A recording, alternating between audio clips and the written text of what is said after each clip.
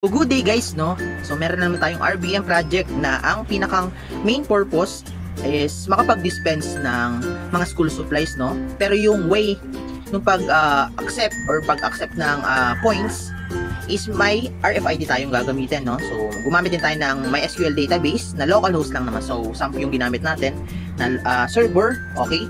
Para doon mas-save yung points na nakuha natin sa mga battles. So battles lang po yung accepted. Dito hindi po accepted yung mga cans, no, or yung mga metal. Okay, so ayun. Then ayun, kung mapapansin nyo, may RFID tayo. So masisave po kasi yung points sa ating mga RFID. Then isisave niya dun sa ating database kung ilan ang points, kasi para makapag-redeem ka ng mga ayun, yung mga reward po kasi ayun, gamit yung mga servo, i-dispense through Spring, no.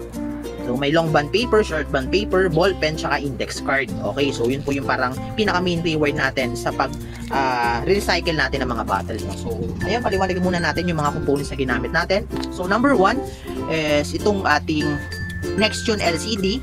Yun, so touchscreen po siya, no.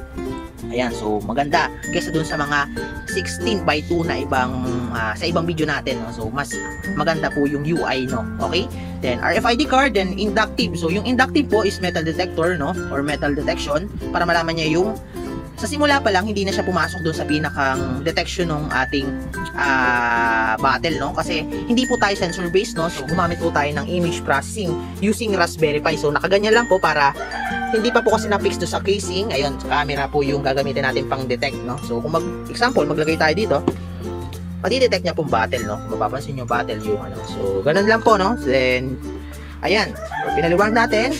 Then may ultrasonic po tayo for entrance. Sa entrance po, para hindi lagi siyang mag-detect, kasi magdi-detect din po kasi yung ating system or sa ating pinakang Raspberry Pi kung walang madi-detect, no. Kaya kapag nakadetect ito, object detection, saka lang magbibigay ng signal sa Raspberry Pi. Okay, then ito naman po kapag bin ay puno na yung bin, no. So yun po yung isang ultrasonic main purpose niya. Then dito naman po sa ating entrance, do sa ating pipe, gumamit po tayo ng load cell, no, na may servo. So makiklik po tayo ng video para malaman kung paano yung way ng pag-accept at reject, no. So yun po kasi yung main purpose nito mga servos na to. So makiklik muna tayo ng video kung paano sila nagpo-function. Dito naman sa part na to, makikita nyo yung way ng pag-accept. So sa start, sasarayin sa entrance para hindi madaya. Then kapag accepted, magbubukas yung load cell na may servo, no. Then kapag accepted, ayan, magsasari sa may gitna na part. Okay, dito naman sa side na to, makikita nyo yung pag-reject, no. So kapag invalid naman, so hindi magsasara lang yung sa may gitna na part para mahulog dun sa yan, sa backslide, then babalik sa user. So ayun, napakita naman natin kung paano siya nag-accept at reject, no? So yun po yung main purpose ng mga servos na yan. Then ito naman yung para sa mga spring, no. So yun po yung servo, medyo marami, no. Then yung ginamit nating Arduino Mega, or yung ginamit nating Arduino is Arduino Mega na original po, para mas maganda yung performance unlike dun sa mga clone lang. Okay, then etong ating Mega is nilagyan natin ng prototype shield para hindi po nabubunot yung mga wires. So yun po yung pinaka main purpose din yan, para kahit mag-rewire kayo, hindi siya nabubunot. Okay, then yung LM2596, yan, dalawa po. Yung isa is para sa supply ng Arduino, tsaka nitong Node MCU. So ba't po tayo gumamit ng Node MCU? Kasi para makapag-communicate po tayo sa pinakang server natin, or sa SAMP, or sa local host database natin. Okay, then dito naman po yung LM2596 na 5 volts, kasi napakarami po natin ng servo. So kukulangin po kapag dito lang tayo kumuha ng 5 volts. 5 volts na source, power source, no. So gumamit tayo ng external power supply para masupplyan niya yung siyam ata itong servo na to. So napakarami. Tapos gumamit din tayo ng servo driver para hindi siya mag-shaky, no. Kung mapapansin niyo, kung gumagamit kayo ng servo, kung nagde-develop kayo ng RBM project, may mga servo na gumagalaw-galaw. So yun po yung itong driver na to, yung isa sa makakapagpahinto nun, no. Kung hindi man, makakapag-less. Okay, then meron din tayong load cell. Ayun, so ito yung mga nakalagay dito para hindi po mapasukan ng mabigat, no, kasi possible po ma-detect yung mga yung mga cleared, halimbawa mantika. So ganon, depende po kasi yun sa ating image processing. So baka medyo kamukha ng mga cleared battle na ganito.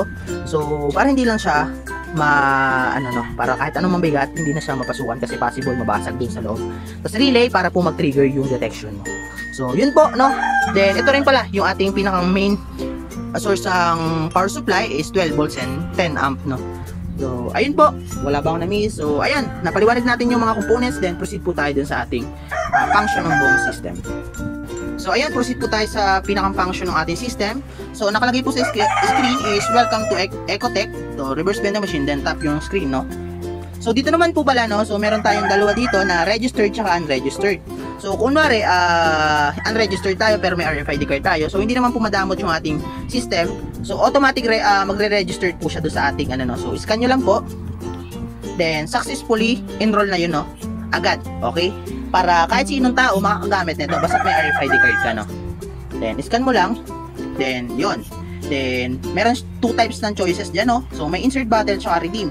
Kasi, ayan, pwede ka nga mag-rekta ng, halimbawa, mag-iipon ka muna ng points, saka mo i-claim yung ating rewards, no? Redeem tayo. So, yun, makikita mo rin yung ID mo, tapos yung current balance. So, current balance, 0. So, hindi po tayo pwedeng mag-redeem, no? So, mag-insert muna tayo ng battle. Okay, so, insert battle. So, ayun, maglalagay na tayo ng battle. So, wala pa naman tayong pipe, eh. So, maglalagay tayo ng battle dito. So, kapag nadidetect niya, battle, okay, then magsisend tayo ng signal. Yan, like scanning, yun. Yan, magpapalastic battle, dapat magkakaroon ng point. So, alam niyo naman po kung paano siya nag-win, no? Pag nakakapag-accept siya ng battle. So, may 1. So, isa pa po. So, nadidetect pa rin naman niya doon yun. Okay? So, what if naman, sir, kung metal yung nadidetect, no? So, kapag metal po, no? Kunwari, ito. Sorry. Yan, metal detected po, no? Kapag umilaw yung invalid agad, no? So, yun po yung kagandahan para hindi na siya pumasok sa detection. Pero, paano pag hindi siya battle yung na-detect niya, no? So, for example, ganito po, no? Yan, mga ganito or anything na hindi naka, no? So, rejected po yung nakalagay dyan. Then, kapag nag-scan ka, invalid item po, no? Ayan, so, invalid item agad dyan. Okay, so, ibang klase, yung mga na-train po, tinetrain po kasi to. So, lagi naman tayo nitong, Mountain Dew. Yan, nadidetect niya, battle. Okay? Then, kapag in-scan natin, syempre, plastic battle po yan, no? Okay? So, gagaling mga servo. Okay. Then, kapag tapos na tayo scan, then insert lang po tayo, no? So, thank you for saving Mother Earth daw. Kasi, yun, nakakatulong tayo sa environment na makapag-prevent ng mga kalat, no? So, check natin kung may points na, no? Ayan. So, check natin. 3 points yung ginamit natin kanina. So, ayan. Makita mo kay 10, 15, D742, may 3 points na, no? Okay. So, gumamit naman tayo ng card na maraming points, no? Kasi yun, simula pa lang. Para lang mapakita natin na nakapag So, back lang natin. Okay. So, para makapag-redeem tayo ng mapapakita natin na maganda. So, ito yung gamitin natin card, no? Medyo maraming points kasi yan. Kasi yan yung ginagamit natin pang So, 158. So, redeem, then short bond paper yung piliin natin. So, short bond paper, select natin, then done lang. Yan, iikot siya sabay kasi medyo malaki yung Okay. Then, kung makita 151 ata yun, so check natin kung may nabawas. Yan, pwede rin rekta na, no? Yan. So, bakit yan? Di ko alam kung 157 ba. Alam ko 157. Sige, isa pa. Nakalimutan ko kasi yung So, redeem ulit tayo ng isa. Long, no? So, 6 yung bawas. Yun pala yung So, 150 So, check na lang natin. At 140 yun. Gumalaw yung dalawa. So, pag inis-scan natin to, dapat may bawas siya. 140. 147. So, nakaligtaan ko lang yung kanina siguro. Okay. So, lahat, natin, ipa-dispense natin. So, ballpen. So, 8 naman. 8 yung mababawas dapat, no? So, 140. Hindi ko na kasi, hindi ko na kikita ko yung makikita mo. Yan. So, isa ballpen. Then, check natin. Check natin. Reward. Yan. 139. Then, last, yung index card, no? So, 8 din yung index card. Ayan. Ayun. So, yun. So, yun, no? Makita nyo na, so, last, scan din ulit natin. At, mababawasan na yung points. So, 8 points. 139 minus 8 is equal 131. Okay? So, yun, no? Ano pa ba? Ayan, kapag naman pala bin is full, no? Or kapag nag-insert ka, tapos napuno, no? Yung ating, or mag-i-start ka pa lang, pero puno. Yan, warning bin is full, no? So, yun. May magdi-display doon na bin is full. So, ganun lang po, no? So, hindi ka makapag-insert yan kapag puno yung parang pinaka-plastic battle, syempre. Yan. Babalik at babalik yan dun sa, So, syempre, kukontakin mo yung, magno-notate naman yan through SMS pero wala lang tayong load. Kaya, ayun. So, yan na muna. No? So, yun lang po, no? Ayan. So, gumamit tayo ng image processing. Okay? So, napakita naman natin lahat ng pinakang function. So, wala naman na tayong ibang ipapakita. Okay? So, same lang din naman yung pinakang takbo or yung main function nila. So, hindi na natin pahabaan pa yung video. So, ayun. Kung interested po ulit kayo sa project na to, so just message me na lang sa ating Facebook account. So, mas active po tayo sa Facebook. Then, sa ating email or Gmail. So, ilalagay ko po sa description at sa last part ng video. No? So, ayun po. Thank you po palagi. Then, please subscribe din po para madagdagan yung ating mga subscribers. So, ayun. Thank you po ulit sa panonood and God bless sa inyo palagi.